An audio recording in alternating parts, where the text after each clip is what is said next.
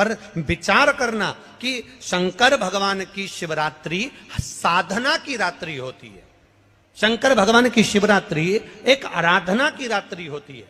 हमने पहले भी कथाओं में कहा, हर महीने शिवरात्रि आती है, प्रत्येक महीने शिवरात्रि पड़ती है, और प्रत्येक महीने की शिवरात्रि पर अगर आपसे बन सके, आप दुनिया में अगर आपके पास में लोग कहें कि यह बहुत गरीब व्यक्ति है, बहुत साधारण व्यक्ति है, इसके पास धन नहीं है, वैभव नहीं है, सत्ता नहीं है, इसके पास खुद का मकान नहीं है, इसके पास खुद की प्रॉपर्टी नहीं है, इसके पास खुद की दुकान नहीं है, दूसरे के यहाँ काम करता है, इसके पास कुछ भी नहीं है, हम उनसे कहेंगे 12 महीने शिवरात्रि आती है, 5 जगह पर चढ़ाई हुई बेलपत्र, आप एक वर्ष 12 शिवरात्रि का एक नियम ले लो, 5 जगह पर बेलपत्र समर्पित करना सीख जाओ।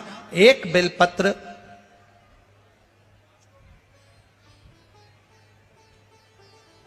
ये शिवलिंग, ये जलाधारी, बहुत ध्यान से देखना, ये चरण जहां से जल नीचे गिरता है, गणेश जी का स्थान, कार्तिकेय जी का स्थान, यह हस्तकमल माता पार्वती जी का हाथ हस्तकमल, शिवलिंग भगवान शंकर का स्थान।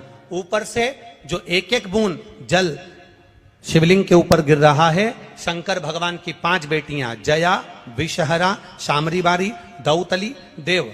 बीच में जो एक मोटी सी लाइन है वो शंकर भगवान की छोटी लड़की, क्या नाम है?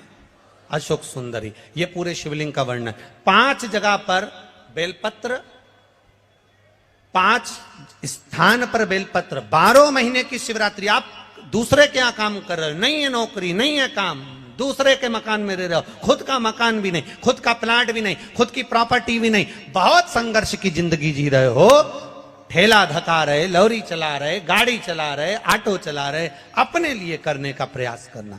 घर में जितने सदस्य हैं, 12 महीने शिवरात्रि आती है, एक बेलपत्र अशोक सुंदरी वाली जगह पर, डंडी का मुंह नीचे की ओर। दूसरी बेलपत्र माता पार्वती जी के हस्त कमल पर, ये 2 पत्ती जो होती है, इस पत्ती के 2 भाग शिवलिंग के बीच में हो। तीसरी बेलपत्र भगवान शंकर के शिवलिंग पर, डंडी का भाग आपके विपरीत दिशा में हो, विपरीत दिशा में। चौथी बेलपत्र भगवान शंकर का जहां से जल बहकर जाता है, जमीन पर जो जल बहता है, जमीन पे से जो जल बहकर जाता है, चौथी बेलपत्र उस जमीन के जल पर जहां से वो पानी बहकर जा रहा है, पूरे शिवलिंग को छोड़कर जहां से पानी जमीन पर बहकर जा रहा है उस स्थान पर। और 5वीं बेलपत्र नंदी का जो पांव ऊपर उठा हुआ है, उस पांव के पास में 5वीं बेलपत्र समर्पित करना।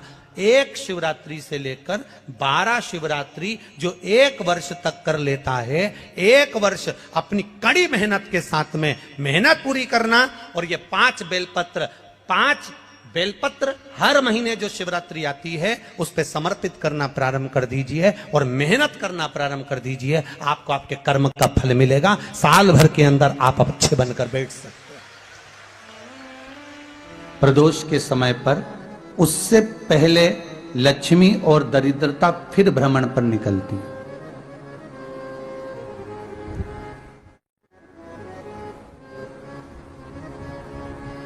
शिव भ्रमण कर कर जब वापिस आ जाते हैं, हिंदू धर्म में पीपल के वृक्ष की जो गणना वराह पुराण में करी गई है, 4 बजे से 7 बजे तक शिव के भ्रमण का समय बताया है शाम को। तो 7 बजे से लेकर फिर रात्रि 9 बजे तक लक्ष्मी और दरिद्रता फिर भ्रमण पर जाती है।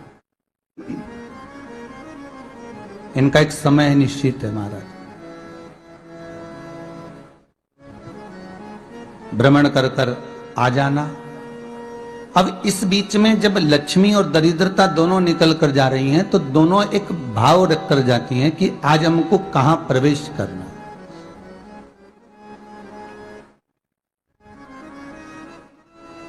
आज हमें किस जगह पर प्रवेश करना है, आज हमें कहां पहुंचना है, आज हमें किस जगह जाना है। और जिस नगर में जिस मार्ग से लक्ष्मी और दरिद्रता निकल कर जाती है, ये दोनों का जब निकलना होता है, इनको स्थान दिया गया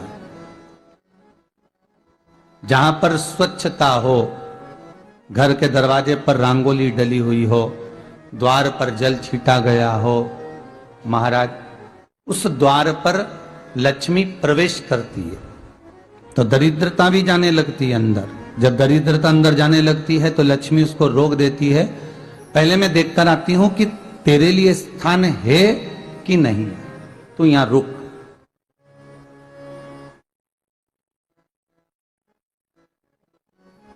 कुछ देर तक दरिद्रता बाहर खड़ी रहती है और लक्ष्मी जी की बड़ी बहन जब दरिद्रता बार बार अंदर जाने का प्रयास करती है तो लक्ष्मी जी कहती हैं, जीजी तू इतनी बड़ी होकर तुझे मालूम है तू तेरा सम्मान होना चाहिए, आदर होना चाहिए, और तू अंदर चली जाए और कोई तेरा सम्मान ना करे तो कितना बुरा लगेगा, इसलिए तू बाहर खड़ी रहे। मैं अभी आई। अंदर जाती है और जब लक्ष्मी जी भ्रमण कर लेती हैं, अंदर प्रवेश कर कर आती हैं और प्रवेश कर कर आती हैं तो दरिद्रता पूछती है चले अंदर। तो लक्ष्मी जी कहती हैं, तुझे मालूम नहीं है क्या जीजी कि जिस घर में मैं प्रवेश कर जाती हूं उस घर में फिर दरिद्रता नहीं जा सकती, क्योंकि यह तेरा वचन था, यह तेरा वचन था। अपन दोनों का जब मंगल विवाह हुआ था, मेरा विवाह जब नारायण के साथ में हुआ और तुम्हारा विवाह जब दुस्साह मुनि के साथ हुआ, दरिद्रता का विवाह दुस्साह मुनि के साथ हुआ। जब अपना दोनों का विवाह हुआ था तो अपन दोनों ने एक वादा करा था कि जिस घर में लक्ष्मी प्रवेश कर जाएगी उस दिन फिर दरिद्रता नहीं जाएगी, और जिस घर में दरिद्रता प्रवेश कर जाएगी उस घर में फिर लक्ष्मी नहीं जाएगी। अब जब मैं अंदर देख कर आ गई हूं तो तू अंदर नहीं जा सकती, अर्थात लक्ष्मी के चरण जिस घर में पड़ गए उस घर में फिर दरिद्रता प्रवेश नहीं कर रही। चलते चलते फिर दरिद्रता ने देखा और लक्ष्मी जी इसको लेकर गई और लक्ष्मी जी ने देखा कि इसके दरवाजे पर जल नहीं छीटा गया, इसके दरवाजे पर ना रंगोली डली है, इसका द्वार साफ नहीं हुआ है, इसके द्वार पर दीप नहीं है, इसके द्वार पर कलश नहीं है, इसके दरवाजे पर ढेर सारा कचरा पड़ा हुआ है, कोई स्वान कोई कुत्ता गंदगी भी कर कर चला गया है, कहीं बिल्ली ने गंदगी कर रखी है, कहीं जीवों ने कुछ गंदा गिरा रखा है।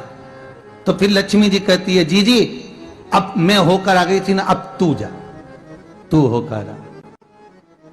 और दरिद्रता प्रवेश करती है।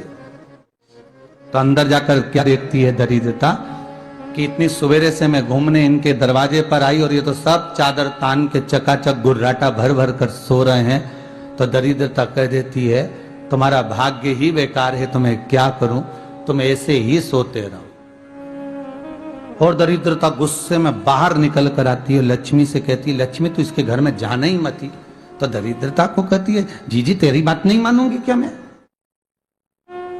लक्ष्मी जी बोली, मैं तेरी बात नहीं मानूंगी, बिल्कुल नहीं जाऊंगी इसके घर में, तू चिंता मत कर, चल आगे चल। फिर आगे बढ़े। ये लक्ष्मी और दरिद्रता का प्रवेश है। आपके घर का द्वार, आपके घर का दरवाजा। फिर निवेदन करूंगा एक बहुत सुंदर बात, हमें महाराष्ट्र से सीखना चाहिए, हमें साउथ से सीखना चाहिए, दक्षिण से। जिस समय पर भक्ति देवी यमुना जी के घाट पर रो रही थी अपने पुत्र ज्ञान और वैराग्य को गोदी में लेकर, समय देवऋषि नारद ने प्रश्न किया था कि तुम कहां पर पोषित हुई हो, तुम्हें ऊर्जा कहां से प्राप्त हुई? तो कहा, मैं गुजरात से तो चली हूं। और वहां से चलती चलती भक्ति देवी कहती है, मैं बहुत दुखी होकर, बूढ़ी होकर, द्रवित होकर, बड़ी दुख में वहां से चलते चलते जब मैं महाराष्ट्र में पहुंची तो मैंने वहां जाकर देखा कि वहां पर लोग हर पल हर घड़ी ब्रह्म मुहूर्त में उठकर स्मरण करते हैं, नाम जाप करते हैं और दरवाजे पर जल छीट कर रंगोली डालते हैं। तो कह रही है कि वहां पर मैं थोड़ी अवस्थावान होने लगी, वहां मुझे अच्छा लगने लगा। फिर जब मैं और आगे पड़ी, दक्षिण में जब पहुंची, वहां पर जाकर मैंने देखा कि सुबह से उठकर मंगलाचरण, मंगला स्तोत्र और वेदों की ध्वनि होने लगी। वहां पर मैं और आनंदित हो गई। हमें कुछ चीजें महाराष्ट्र से सीखना चाहिए कि वहां रहने वाले जो भगत हैं, वारकरी संप्रदाय के जो भक्त होते हैं, वैष्णव जो धर्म के भक्त होते हैं, उनका नियम है सवेरे के समय घर में पानी है कि नहीं है, पर जब भी वो घर का दरवाजे के बाहर थोड़ा ना थोड़ा पानी तो छींट ही देते हैं। और छींटने के बाद फिर वहां पर, अपने यहां तो दिवाली पे रंगोली बनती है जी, और वहां पर रोज की रंगोली बन जाती है कि कभी हो सकता है परमात्मा राह भूल कर हमारे घर में प्रवेश कर जाए, इसलिए वहां प्रतिदिन की रंगोली, प्रतिदिन।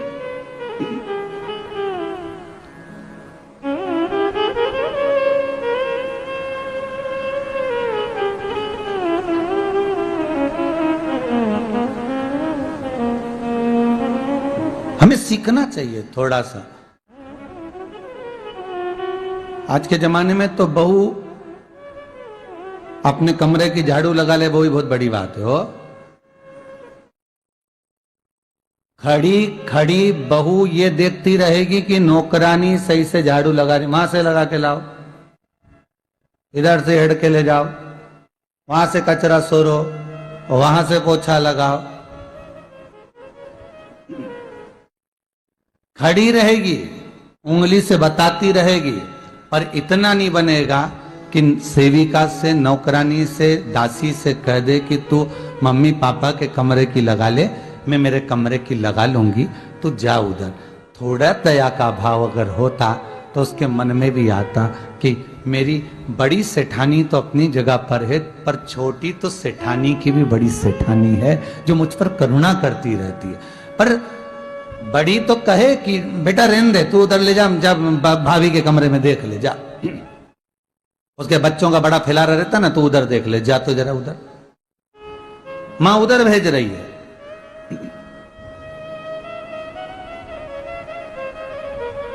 थोड़ा सेवा का भाव हमारे भीतर हो। और एक निवेदन तो हमेशा करा है और अब आज भी करता हूं, पूरे घर की सफाई करवाओ, पूरे घर में तुम पोछा झाड़ू जो चाहे करवाओ, मना नहीं है, पर एक निवेदन है, रसोई घर के अंदर बहू और बेटी ही जाकर भोजन बनाए तो अन्नपूर्णा सदा कृपा करती है महाराज। बहू और बेटी ही।